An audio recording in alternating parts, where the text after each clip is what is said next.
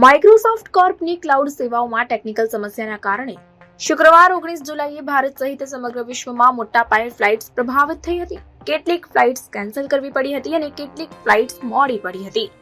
ભારતમાં 4 airlines Indigo, SpiceJet, Akasa air અને air India એક્સપ્રેસે અહેવાલ આપ્યો છે કે તેમની બુકિંગ, ચેક-ઇન અને ફ્લાઇટ અપડેટ સેવાઓ ટેકનિકલ સમસ્યાના કારણે પ્રભાવિત થઈ છે. એરપોર્ટ પર સર્વિસના અભાવે લોકોની મુશ્કેલીનો સામનો કરવો પડી રહ્યો છે.